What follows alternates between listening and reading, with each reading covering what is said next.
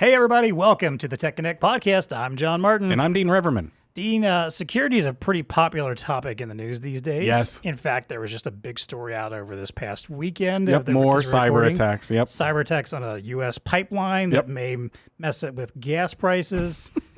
Shutting down gas lines. Yeah. Not good. So, and I don't want that to be a timely thing. I hate that we have a timely story, but we are getting ready to talk about security and cybersecurity and secure transfer of information, security with devices. Very important in our channel. Should be very important to our VARs. 100%. But I know some of them sometimes are a little bit sketchy about how to get involved in that conversation. Yep. So we have a great guest with us today. We have Stan Zywicki from Honeywell. We're going to talk a little bit about why VARs may still be reluctant about getting into that conversation, incorporating security into their tech stack. Yes. What are they missing out on by not doing so? No. We're going to talk about some of the questions and topics that you can bring up with customers in order to help facilitate that conversation, prepare them, and give you a good footing to start off on.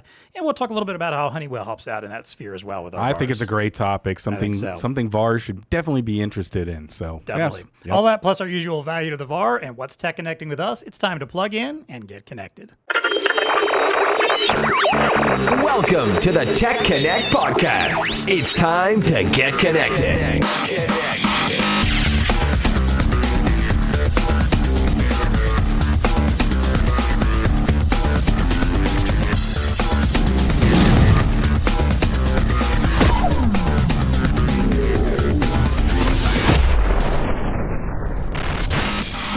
All right, as I mentioned, our guest today is Stan Zywicki. Stan is the Product Management Director for Software at Honeywell. Stan, welcome to the show. We appreciate having you on today. You actually kind of brought this topic to us, and it was something we wanted to talk about, Absolutely, so I'm glad to have you. But tell us a little bit about your expertise at Honeywell, your role, your day-to-day role, and maybe kind of how you have come to understand the security world so well. Yeah, well, thank you for having me. First of all, it's really great to be here and talk about such an important subject. I've been with Honeywell for over 19 years now. I've had the pleasure of working across multiple Honeywell divisions.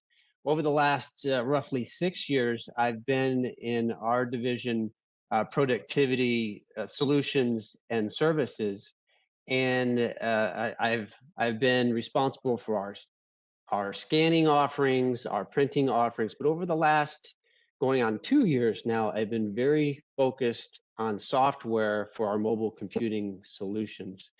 And to answer your question about what I've really come to know about security in some of these offerings, well, I'll tell you, when I first came into this role, one of the things I figured out pretty quickly was that there's not a lot of common knowledge around the mobile computing solutions and what's really important as it relates to security in the life cycle. So the life cycle of solutions. So I've been really focusing on this and helping educate people on what's really important as it relates to the life cycle and security of mobile computing solutions. What are your options, and hey, why does it even matter?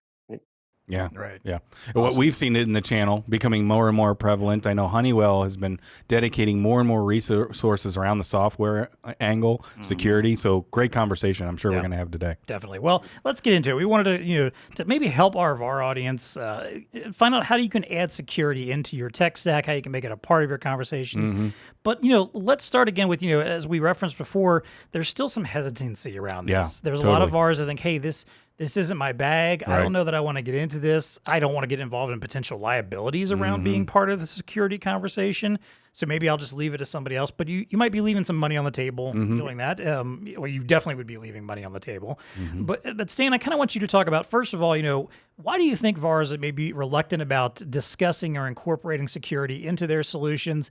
And maybe as an extension of that, what are they missing out on by not doing so? Like what's happening to them in their business? What could they be doing that they're not, if they're not already using or getting into security in their solutions? Yeah, sure. So two-part question there. One, why have so many of ours been reluctant? And then second, what are they missing out on, right? And I've seen various things, but definitely some common themes here. Software and security is always an evolution, and it's continued to grow year over year for many years. And if you're a VAR that's been around for a while, you probably didn't get started with software and security as a focus area. And I think that's led to some of the reluctance because software and security just hasn't been their expertise, right? So, and a lot of folks haven't picked it up over time as much as maybe they should have because it's been such an evolution over time. And now it's gotten so important that it's become kind of an issue for some folks because they're afraid to be wrong now. It's really important to customers and thus VARs, and sometimes they're a little concerned or afraid that, oh, my customer is going to ask me a question and I'm not going to know the answer, or maybe you make a recommendation and you were wrong about it, right? Um, and then a third thing that I've seen, and this may be the most dangerous one actually in terms of a business sense, is this kind of a perception that the software and security really isn't my responsibility as a VAR. It's up to the end user or an ISV to figure those things out. And that's a really dangerous spot to be in because you can make yourself pretty irrelevant if you have that kind of thinking. So those are some of the things that I've seen around reluctancy. And as I just started to describe there, that leads to some of the things you're missing out on, because if you're thinking that way, or you haven't really gotten into this yet, well, the other folks that are providing more of an end-to-end solution for customers, and the folks that are doing that are more relevant. And yeah, the folks that aren't are losing out on opportunities. So it's really important that as a VAR serving customers that have software as any part of their solution, that at least a little bit about security and what the software solutions are that are out there. Yeah. Yeah. And a little bit of that complacency might also, I'm going to throw on the table, sometimes the passivity of a VAR comes actually from the end users themselves, their customers, because a lot of times their customers, their perception around security is just as bad, shall I say. Their disposition is just as bad, meaning they'll throw out things like, well, I don't have the budget for security services. We don't really worry about that because I don't really have the budget for it. I've got Norton, right? That's all I need, right? Not knowing that the average cyber attack I was reading now costs a company on average $200,000 to make it go away. So, So what do you mean you don't have the budget for it? You don't have the budget to sustain an attack. Or maybe their disposition is, I'm talking about the end user. My data, no bad actors are going to hack into why would they want to hack into ours and get that? But if you have a denial of service cyber attack, again, another statistic I'll throw out here, average payment to make that go away, $178,000. I don't know what this pipeline is going to have to pay, or even if they did it, but those are if you got hesitancy on your customer as the reseller, your customers are a little bit hesitant. You have to be able to navigate that and break that down and paint a picture of why it's important. I think Stan's, hitting the mark here that it is kind of an evolution, but at the end of the road, resellers should know, they should arm themselves a little bit with some of this information, and you cannot put your head in the sand. Security is a part of the mix. I hear, Stan, I agree with you. If you are a solution reseller, you got to have it in your mix, right? Well, yeah, and just what you were mentioning a second ago, there's some of those statistics. That's the kind of stuff I feel like you walk into someone and tell them, hey, maybe you don't think you have the money to do this elaborate security setup. Do you have $200,000 to take care of a hack? No. Do you have $100,000 to pay off a ransom? No. No. Okay. Well, let's do you have $50,000 to set up a security system that'll run that'll get you through what you need for the next few years? Yeah, exactly. Who knows? Less than that even. Yeah. Man, there's no reason not to. And the other part I thought here is too is and Stan kind of referenced it, is the idea that we preach all the time about the tech stack here on the podcast. Yes. Everything we do, we're always talking about, hey, there's no reason to just be a device reseller. There's no reason just to hey, I got mobile computers. Whatever else you want to do with it, that's on you. Yep. I'm just giving you this device in a box. You turn it on and figure it out from there. I'm assuming most resellers these days don't just do that. If you did, you've probably been absolutely a long time ago. And if you're still surviving, good luck, Yeah. But it's that whole idea of hey, we got to have software. We've got to have the recurring revenue of if there's any kind of consumable aspect, if there's any kind of maintenance aspect, all this stuff that keeps building in that helps you grow your base, hold on to the people you're working with that feel like you're indispensable to them because you have everything they need to get by, and you're the first person they can call for any challenge. Well, again, security can be part of that puzzle. And to Stan's point, if another VAR comes walking in there and says, "Hey, we do everything that guy does, but we also will take care of security for you," what reason do they have to stick with you? Yeah. Yeah. So we got the hesitancy, Stan. Let's dive a little bit more into that, what they're missing out on, because I think you touched on it a little bit here. But there's some real stuff that they're missing out of. Obviously, their competition walking in and providing that. But there's some upside here, too, as well, right, through SaaS services and stuff like that. But maybe just talk to a little bit about what a reseller who's not in the security business today, what are they missing out on? What are some things there? Yeah, beyond the obvious part of missing the customer and the overall opportunity because someone else is offering a more complete solution. Yeah, when you are offering that complete solution, there are several things that you add to your portfolio. And I don't want to make it seem like there's a one size fits all, but because it's not. But there are some pretty common things here that most customers need that a VAR would typically offer. So, you have things around software maintenance, whether that's your firmware like Android, or maybe it's some of the applications. These are all recurring revenue streams as well, which they're good for customers because in a recurring revenue stream model or a service, it becomes more of an operating expense for the customer, and that's just a better financial um, means of managing their business because you don't have to put as much money in up front, and it's a lower expense that you just pay over time.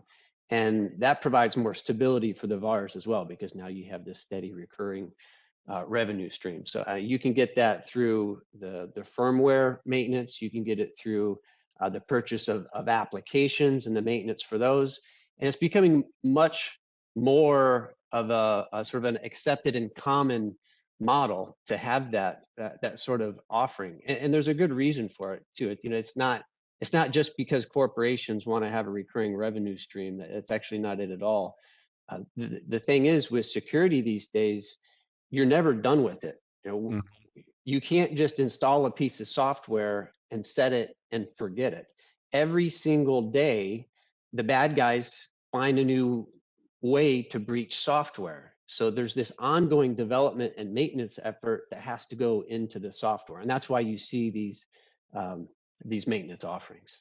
Yeah, absolutely. And we, obviously as a distributor, we try to come to the table with partners because you're right, Stan. There's a lot of different ways that you can go about this as a reseller. What partners, which we've talked ad nauseum about how to do strategic partners and stuff like that. But definitely security is one of those because, I'll use a word here, Stan. It does add to the stickiness of your customer. If you're a reseller and you want to provide a true end-to-end solution that is sticky, security absolutely is one of those things that you cannot set it and forget it. It is ongoing all the time. So if you do it right, if you have the right partners and you truly have a nice solution that is valuable, you're going to add some stickiness to your whole solution that you're providing to that customer. Well, the hackers don't have just one set of tools that they're coming after you. No. They don't you don't just do one thing and put that shield up and they go, oh, darn, I can't get these guys now. No.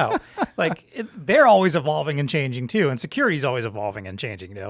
Just when you think you've mastered it, you're like, all right, we got all this stuff blocked off. This guy's like, hey, I've got the new, giggly bot worm coming your way, that we just put together, and now you've got to adjust for that and deal with that. Marco's giving me a strange face for saying giggly bot. I don't know if that's a thing or not. It should be. But it will be now. Be the name Thanks. of 0 days starts right now. Right. People are going to think I'm like the hacker, I'm the hacker extraordinaire.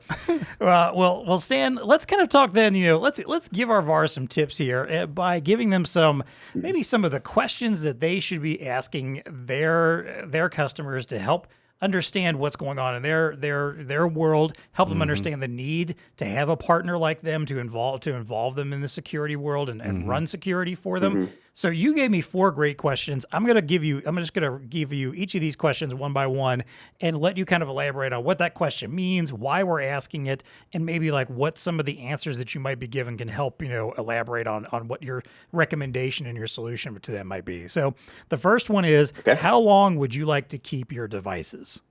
So Stan, what does that question mean and why are we asking it?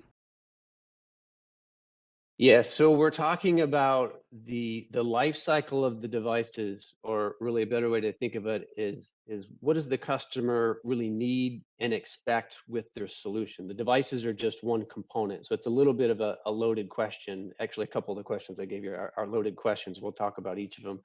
Uh, the how long the customer wants to keep their solution around is a very important decision to make that is going to influence what the best solution for them is in terms of device selection. And there's no wrong answer to this, by the way. If the customer says, I only want to have these devices around for 2 or 3 years, they're quote throwaway devices. I'm just going to replace them after a few years. That's okay. Uh, some customers will tell you that, well, I want to keep these devices around as long as possible, 5 years, 7 years, or even maybe not just the devices themselves, but the software that they have that's going to run on the devices. They know they want that software to be around for a very long time. So depending on which answer you get from the customer, that really needs to shape what you're going to recommend to them in your mobile computing solution. If they're only going to keep the software and devices around for a few years, okay, choose a more common device that's out there. They're a little bit lower cost. You don't get as long of software maintenance, and they're not quite as much of a platform, but that's probably a better solution for them versus the customer that needs to have a very stable platform. Okay, and this is a lot of customers, if that's their situation, then you need to make sure you pick a device that has the security and life cycle that's going to support them well into the future. What you don't want to do is to make a recommendation or make a sale to the customer, and then 3 years, 4 years down the road, they come back and they're painted into a corner and now have to start replacing software devices because they no longer support the um, the best available security, right?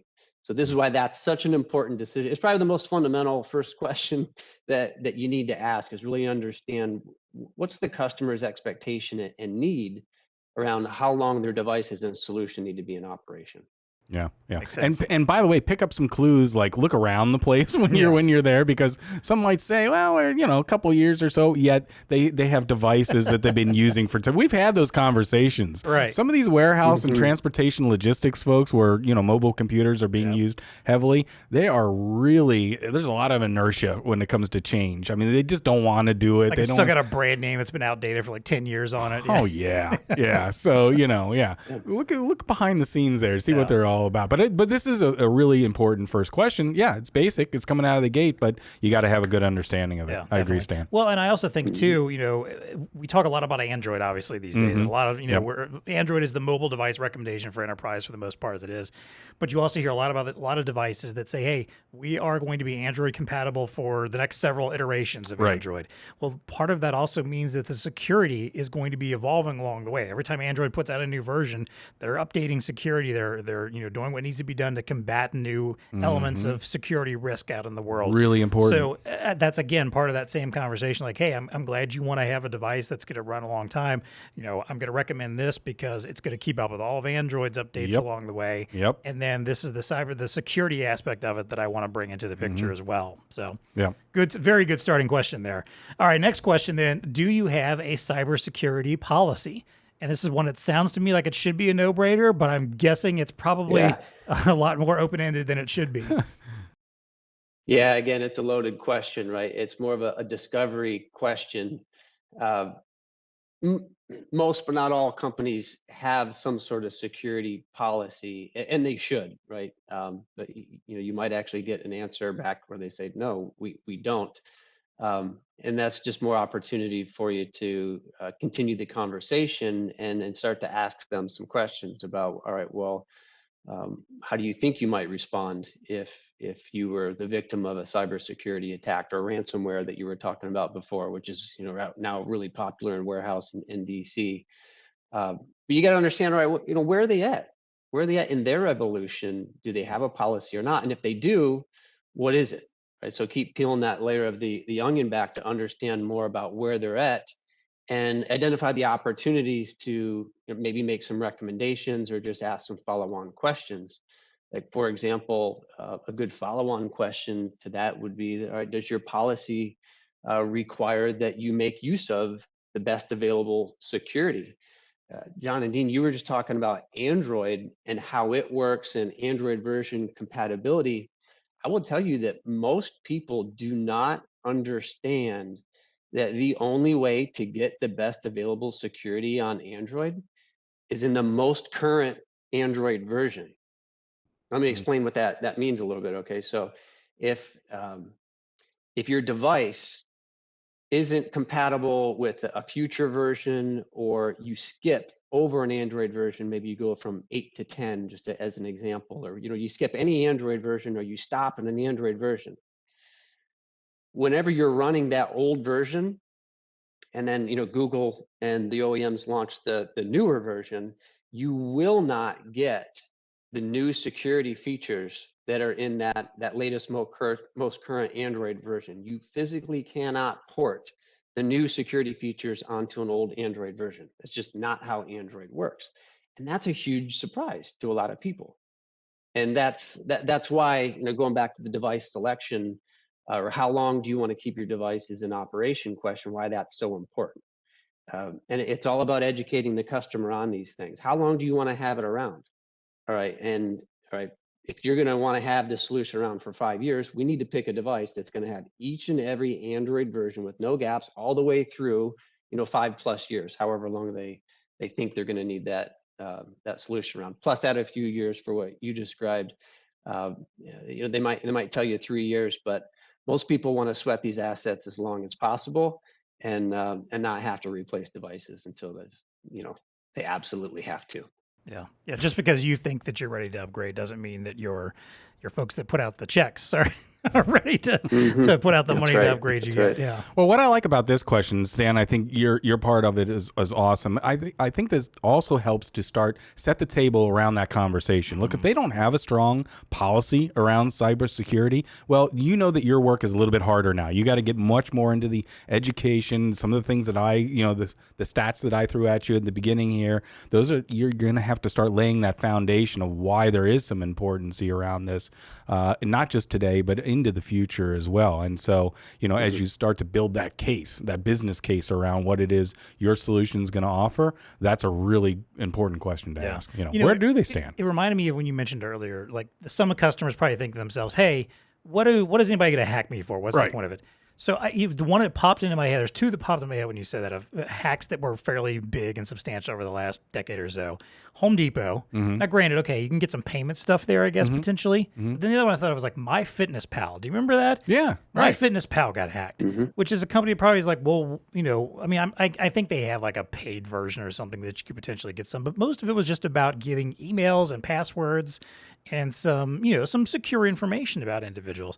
And that stuff, I don't care. I don't care how important your app is or isn't, or how important your business is or isn't as far as you're concerned.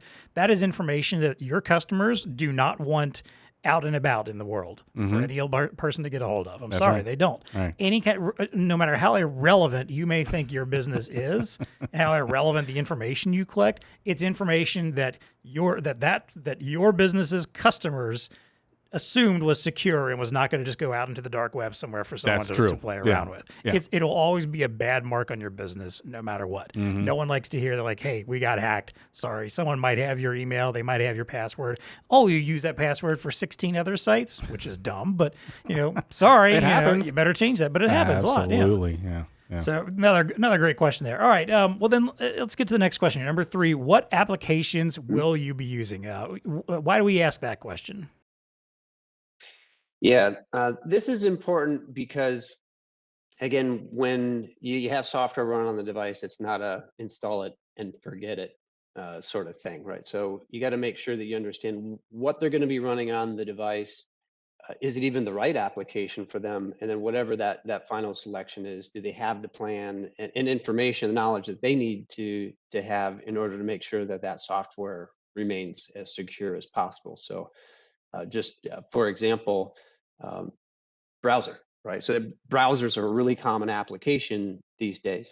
And if a customer says, yeah, I plan on using browser on my devices as the user interface into whatever operation they're doing, uh, well, ask them about what type of browser you can use. Are you going to use a consumer grade browser, or are you going to use an enterprise grade browser? And that's a really important thing to understand the difference between, because with an enterprise browser, you're able to get a whole nother level of security with that, right? It's designed for enterprises, whereas something, and nothing against Chrome or the other browsers that are out there, they're great browsers, but they don't have the same level of security and whitelist, blacklist features that you can get with an enterprise grade browser.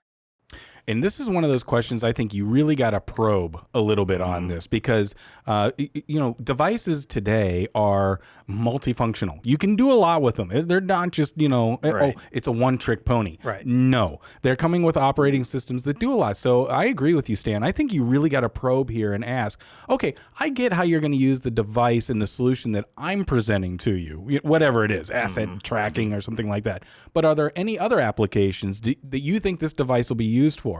You might unearth, just like what Stan just said, oh, well, yeah, they're going to use browsers to get into the time clock or something like that, and Right, you didn't, right. whoa, what do you mean you're going to be opening a browser on Right. this device? I thought we were just doing this for asset tracking. Right. Oh, no. Oh, and then we've got this other application we probably would load up on there too to enable whatever it is. So you got to ask those questions. Yeah, You we got gotta our probe inner them. office chat that we like. Exactly. To use on here. Yeah. We Maybe use there's this some for that. IM. Yeah. Exactly. Yeah. And now all of a sudden you got like 5 applications in a browser that is actually going to be used on that device that, oh, by the way, you need to be cognizant of, because if you're going to offer a security solution, you got to know these things. You got to know what's going on. Every one of those is a potential entry point 100% for a hack of Yeah. some sort. Or printers. We've talked about that. Yep. Okay, is this device going to actually print something? Is it connected to the internet anyway? It is? Oh, guess what? Yeah, That's a liability, yeah. Oh, I didn't know we were going to print from this device. Right. That's yet another portal. So anyway, yeah. Well, it reminded me also of this conversation we've had a few times in the past couple of months about strategic partnerships. And it made me think of, so let's say there's a software play here also. Let's say there is a company who's going to be providing one of these applications or some piece of software that is going to be a critical component of that business. This is where, again, you as a VAR want to make sure that you are partnered up with someone that has the same respect for security maybe that you do. If you've decided, hey, this is part of who we are, we're going to embrace security, we're going to make sure it's part of all of our conversations. You don't want to be partnered up with a software company. It's like, whatever, it's secure enough. It's fine, Like you want to know that you're partnering with somebody who also has that commitment to security. 100%. And when they go in with you, can also explain their piece of that picture and how they're keeping all of your data and information secure as well. Yeah. So, Little due diligence there, right? exactly. Yeah. All right. Last question then here, Stan. How will devices be maintained? Again, another one I feel like is kind of a no-brainer, but at the same time, I can see why there's some potential security risks here. So why are we asking that one? Yeah, the devices and the software that's on them, right? You got your break fix service contracts with which most people understand, but software requires maintenance, and also again, it's the life of these things and supporting them goes way beyond just purchasing and receiving a device that has some software on it. You have to configure the devices, you have to manage the firmware, you have to manage the applications, and as firmware and application updates come out, you have to apply them, and you may also have to change your configuration of the devices over time as security policies change and new things come out from Android or wherever to improve the security. So it's just really important to understand, is your customer thinking about that? And if not, it's your opportunity to become more of a trusted advisor and get them thinking about these things and offer them solutions, right? So each of the things that I just mentioned, configuration, firmware management, application maintenance, all of those things are services and offerings for a VAR to provide, right? It doesn't have to go through an ISV necessarily. These are prepackaged solutions that you can deliver. Absolutely, and they're so very critical, right? I mean, each one of those that he delineated is critical to the overall success of the security of a particular device and the overall health of that device into the future. You might set it up and it's running day one, but as soon as day 2, day 3, whatever comes around, and now other applications have been upgraded, man, you got to know that. So what is their disposition as it relates to maintaining their hardware, and what are those protocols? Well, think about, I just upgraded my iPhone to 14.5 or whatever, a week or two back, and there's already been another update with some security patches in it. Right. that stuff happens so rapidly. Yeah. You'll make an update, you'll make a change, and think, "Hey, we're good to go." And so there's, oh, never mind, we actually created a security flaw and or an exposure risk of some sort that happened because we did this. We've got to roll out another update on top of that. I hate to say it, but especially in this enterprise world, and especially if someone's relying on a VAR, a company to help them out and manage all this stuff, they may not realize that, hey, that stuff's happening and these updates need to happen. They may think, all right, we did that update, it's the last thing we need to worry about, right? If you're staying on top of it for them and helping them out and said, hey, we just did this big update for you, but it turns out there was a couple, security patches that have come along since. We're going to take care of that for you as well. It's, again, all part of that whole stickiness thing, that idea of like, why would I switch to someone else when these guys are always taking care of this stuff for me and I don't have to think about it? Yep, agreed. All right, well, Stan, let's give you a chance to talk a little bit about Honeywell here, because obviously you're here because Honeywell is known for being part of this security conversation and understanding the importance of secure devices, secure software. So how are you helping VARs add security to their portfolio? What are you going out and telling them to make it easy for them to jump into this and to make sure that this is part of their tech stack moving forward? Yeah. Well, first I would say that Honeywell as a corporation has a very long history of security, and we have very large teams of people that focus purely on security, right? So this isn't anything that's new to us as a corporation. A lot of the big accounts that we serve are in the most sensitive uh, areas that you can imagine, right? Department of Defense, government. These are things that you just don't mess around with, and you have to have the best security available. And some of those things apply directly into our mobile computing solutions and services and solution software from our division here. Uh, we just received some new certifications in DoD and government that are a real testament to what we're doing in security. And we try to make this as easy as possible for our VARs and our customers. And Mobility Edge in particular is designed to be a platform for our VARs and customers to build on for years to come, including security. So one of the things that we've been able to uniquely do with Mobility Edge is guarantee that you will receive the best available security through at least Android 12. I mentioned earlier, explaining that the only way to get the best available security is on the latest Android version. So being able to remove uncertainty and guarantee to our customers, which by the way we do through partnerships with Google and other technology providers, partners of ours like Qualcomm, uh, we're able to do this, remove that uncertainty and guarantee that you're going to get best available security each and every Android version through at least 12. Now, there's a lot of different elements to this and factors. That's one of them, but that's arguably one of the most important ones is just maintaining that firmware for as long as possible on the major versions, not just by applying patches to prior versions. If you need to apply a patch, we support that too. We believe that customers should be able to manage their own destiny here, so we don't force people to upgrade Android versions. We do actually provide patches and support for old Android versions, but we don't get you painted into a corner, right? We always make available to you the best available security in Android versions.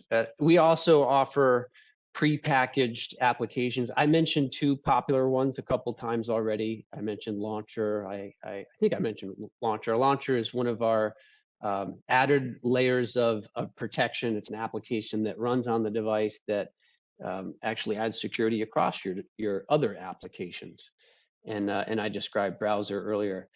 We have a whole portfolio of offerings, and we're flexible in how we go to market with them as well. We talked about the maintenance. It used to be that you would buy software, you'd be once and done.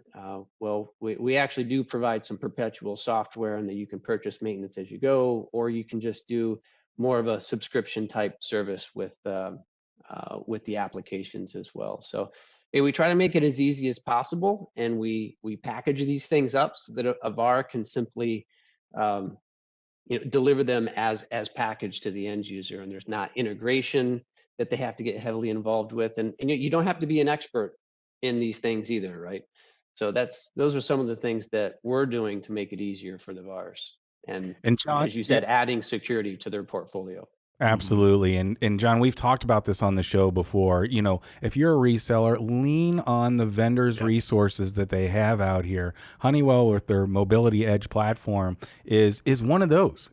He just touched on it a little bit there, but if you get ingrained into what this particular platform can do for you as a reseller, oh my gosh, it can help you in so many ways, accelerating those deployments that are out there. I mean, again, lean on the resources that the good folks at Honeywell have done to make that easier for you. You can optimize your business performance. You can optimize your users' performance as well by using this unified type of a platform that is out there. We've talked about extending the life cycles. Yes, we're good through version 12 here at Honeywell on Android. Is that what you were saying, Stan?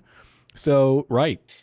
Yeah, right. There you go. So we got extended life cycle now, right? That's going to be rolling out there for a while. And then, of course, the strength of security that comes through a unified platform as well. I'm just telling you, you got to be in the know. You got to lean on your vendor partners out there, know what their products are, and they can help you out a lot getting into this range. No VAR is an island. No VAR is an island. That's the lesson here. There's a reason why we have these relationships with vendors. There's a reason. There's a reason why we exist. There's a reason why we have relationships with software companies. We're all one big group that want to get together so that when you go in front of a customer and present a solution, you've got the backing of all the best people out there in the channel to deliver that solution. And I get it. If I'm a reseller, and you're again, we talked about the hesitancy that they have even getting into this world. Oh my gosh, there's a lot of burden there. There's a lot of risks there. There's all these no's of why not to do it. But if you just learn a little bit about Mobility Edge and what the platform can do and how it can leapfrog you and yet still bring structure and security and safety to the whole mix, I think it's going to make you feel a lot better about getting into that space. So you just got to know. You got to move forward. Yeah. That's right. Yeah. Well, I think we brought some value to the VAR with that. But before we get over to our regular value to the VAR section, where we'll even dive in even deeper, I do want to take a moment to thank our sponsors, as always, here at the podcast, of which Honeywell is one. So thank you so much for supporting our show and providing brilliant people like Stan to come on here and talk to us about these topics. Because trust me, it ain't Dean and I. No, it's not. We're not the experts. We can read some stuff and spit it back out, but it doesn't mean we actually know anything. No. But of course, if you want to reach out to us, if you have any thoughts about the show, first of all, if you like the show, tell us that you like it. If you listen to us on Apple Podcasts, give us a 5-star rating, give us a review. We'd love to hear from you. Might even read some of those on the show. If you're watching us on YouTube, hit that like button, leave a comment if you'd like to, subscribe to the channel so you know when new stuff's coming. We have a lot of cool stuff we're doing right now. We're doing a trivia show right now.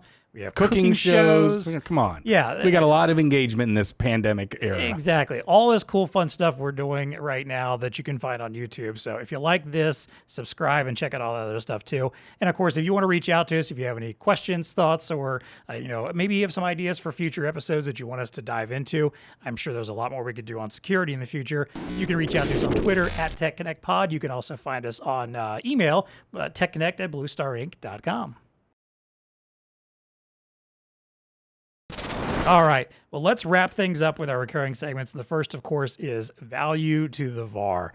This is where we kind of try to take our conversation and wrap it up. Again, this entire conversation, I think, has been valuable to the VAR because the idea has been helping VARs understand how you can add security into your tech stack and not be so, intimidated by it or scared of it. So, Stan, I'll let you start off here. If there is anybody that's still hesitant about getting into security, they've heard all of this and go, I still don't know if this is for me. What are one or two simple things you think they could do right now, either to maybe help them make that decision or just get started with at least one of their customers?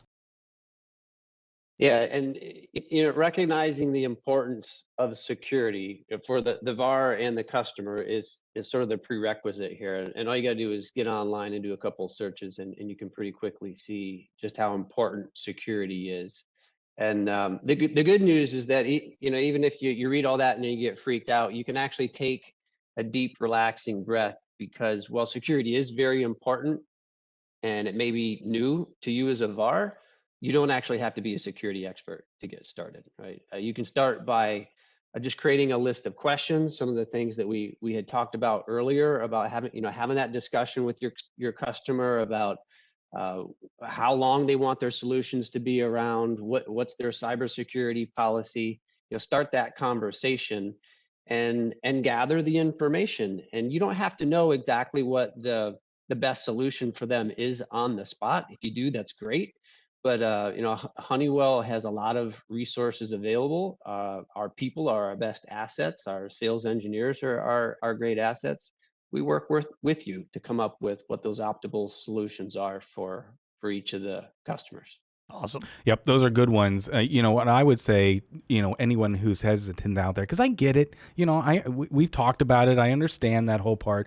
But what I would offer, two things that I would offer: learn about the offerings that are out there. I'm going to hammer on it one more time. Vendors have resources. When you have something like the Mobility Edge product, dude, that is getting you so far down the field of where you need to be and what you can offer your end users, your customers, as it relates to solutions in a unified platform. It's there. You just got to learn about it, ask the questions. Number two, I would say become a practitioner. I know this sounds a little weird, but back in the day when I was with a company that started getting into digital signage, we knew about it, but we didn't understand it. So what did we do? We actually hung digital signage in our area, in our techs area, so that it was running 24/7 and everybody could become very comfortable with what it is exactly we're doing. So get a mobile device, have it sitting around your office with all the security put onto it, and use it. Become a practitioner with it. Therefore, you'll see, how is the security being thwarted? What does it look like when something happens to it? Those types of things. You just got to get in. You got to get in and understand it in order to move forward with it. And I'm always a big fan of like doing your research and having what we just talked about there, having some of the statistics in your back pocket that you can pull out and just go to somebody and say, hey, did you know this costs this? Did you know that if this happens, it's going to do this to your business and you might have to pay this amount to even survive this? Are you prepared for that stuff? Yeah. That's great. That's great talking points. It's not the idea to scare and intimidate people. No, you don't want to help do them that. understand, like, look, I'm talking to you about this for a reason because here's some things I came across. I'm sure this is stuff that weighs on you and that you're potentially concerned about. So let's start working together and talk about how we can figure this out. Absolutely. Remove the fear factor. Don't use fear. Everybody understands it. Just have an honest conversation with them and have some data behind to back it up. Completely agree. Yeah. All right. Well, hey, let's wrap up then with our favorite segment of every week, What's Tech Connecting with You? All right. This is where we talk about something in the world of technology, science, innovation, something that's caught our attention, we're either using or playing with, read about, think is just pretty cool and interesting. Stan, I'll let you start. What's Tech Connecting with You right now? Actually, I'm experiencing it as we speak. So I've been playing around with my home network and Wi-Fi 6. I not that long ago was not real happy with the connectivity in my home and my literally 50 plus devices that I have on my network. So I upgraded it to Wi-Fi 6, and I've actually tested it and been playing around in 2 different homes now. And I think it's been pretty great. The range and the speeds have almost doubled from my old network. So that's been fun and exciting. It's always good when it works. Absolutely. Definitely. What product are you using again, Stan? I'm sorry, I missed that. Wi-Fi 6. So my home network, Wi-Fi network. I upgraded from the old Wi-Fi protocol to Got it. a network that's capable of doing Wi-Fi 6. And not all of my devices are on Wi-Fi 6 yet, but in upgrading the routers, I've doubled in speed, and I don't run into issues with too many devices. You've convinced me because I'm with you. I've got I don't know. I've got the Google Wi-Fi. No. I'm not there. But it's alarming because they've got the little UI. You can open the dashboard and it shows you how many devices at any one time, bro. There's like 28 devices on our network. It's like, where do all these Especially come if you from? have kids. And then you just go down the list and count them all up. They're all I get it. We got a Roku stick over here. You got whatever iPad for the kid over here, and they just all add up. The printer, you just don't think about it, and all of them are kind of eating a little bit at your bandwidth. So Wi-Fi 6, okay, you sold me. I'm in. Maybe we'll go there. Way to go. All right, we'll do the upgrade. Dean, what's Tech Connecting with You? All right, direct energy attacks. Have you ever heard of these? I have not. Okay, so apparently this is one of those things that's like, why isn't this making a little bit more news? So a direct energy attack is like when using microwave technology to attack, whatever, an infrastructure, something like that. Right. But the report that recently came out, apparently there has been possibly 2 instances of direct energy attacks on U.S. soil at the White House. So, and these are similar to, I'm just going to read this. While many details are unknown, the incidents mirror a series of suspected attacks on U.S. diplomats in Cuba and China in recent years. I have heard about that. I was wondering if that was connected. Okay, and so those, what happened there is, people that got attacked at those our Embassies, U.S. diplomats. Yes, yes, they had brain fog, acute headaches, staff with nervous attacks and stuff like that, and it's like, okay, well, this is kind of serious, but apparently they're investigating 2 possible direct energy attacks right here on U.S. soil, and one of them aimed at the White House. It's like, really? Isn't this a little bit bigger news than? I mean, isn't this is like that white van that just drives by? It's got the microwave attack, and then everybody in the White House just becomes, huh? or some might say that's how they all are anyway. Well, that's true. Well, I'm tabling that, but seriously, that's like what's going on here? Direct energy attacks? It wasn't on my radar, but apparently we need to be very aware of that. Yeah, I do remember reading about the embassy attacks where people and they took them a long time to try to kind of understand what was going on. They still don't quite 100% get what happened, but yeah, it was causing people to get sick, to have some neurological issues. Yes. Just kind of scary stuff that, how's that being weaponized? Hey, Stan, maybe we need to fold this into that cybersecurity, solution is how to thwart direct energy security. Attacks. Yes. Holy moly. Yes, breached. To that point, though, that might explain the entire state of U.S. politics. Maybe it just... There it is. Maybe we're just, it was a direct energy DEA attack the whole attacks time. on everybody. Yeah, exactly. What's tech connecting with you? Well, okay, so since we've been talking about security, I kind of wanted to talk a little about, and I mentioned Apple's 14.5 update. Yep. In that update, they added a new feature called App Tracking Approval. App tracking approval. Which has had some buzz going on. And there was a lot of attention about it before it happened. Now it's out there. Yeah. And so the idea behind this is that, as it stands, apps can track your movements and deliver, targeted advertising to you as you move around the web or through other apps potentially. Well, Apple's always, been conscious of security and understanding hey, people don't like this. So they've put a new feature where, when you update, I think it's automatically turned on where now apps can no longer do that. Or if you turn it off, they have to ask for your permission. They have to tell you what they're going to potentially use your data for, what they want to track, and why they want to track it, what they're going to do for you. I think when you update, it's automatically defaulted to being on, which again, I'm fine with it. It's one of those things I just don't care about. I've made some gags before on the show about how for some reason when I go to different websites, I get advertisements for, young women's fashionable clothing. Right. Yeah. I promise you, that's not your profile. There's a great many things I can assure you that I'm doing on the web that are weird and, I'm spend way too much time maybe looking like Star Wars memes or something, Right. But, even though I'm a guy who's in touch with his feminine side, I don't spend a lot of time shopping for fashionable women's clothing. I just don't, unless I'm buying something for my wife. So it's a bit of a miss. Right. So I don't know where it's getting me from anyway. So I have no particular interest in having my information tracked and delivering these personalized ads. Now, of course, Facebook was one company that was very upset about this. That's half of their business model is all about, getting your information and tracking you across the web and delivering ads to you. Yep. But, so folks like Zuckerberg and et cetera claim hey, if we do this, then companies are going to either have to start charging more for ad revenue in order because advertisers may not want to use them anymore if they know that their apps are not going to be able to track and deliver ads for their services. There's concerns that maybe hey, are apps going to start charging you maybe free apps that otherwise didn't, or charge you for services or higher amounts than before, so they can compensate for that. It's one of those things that I feel like we always get scared about this, and yet nothing ever actually does seem to change. That, and I feel like along the way they'll figure out another way to track us and get our info anyway. Maybe, and still target us. But I do appreciate this step in that direction. I do too. Just being able to turn it off. Now that you mention it, because I've gotten some pop-ups on my phone now that have indicated, hey, this particular app, and they're wording it in such a way that you really need to stay focused. They want to sell you on it. Yes. Well, one of them was like, hey, this app has tracked you. I think that's the word they used 119 times over the last short time frame. I forget and I'm sitting there thinking to myself, why the hell is it doing that? Right. Disallow. Yep.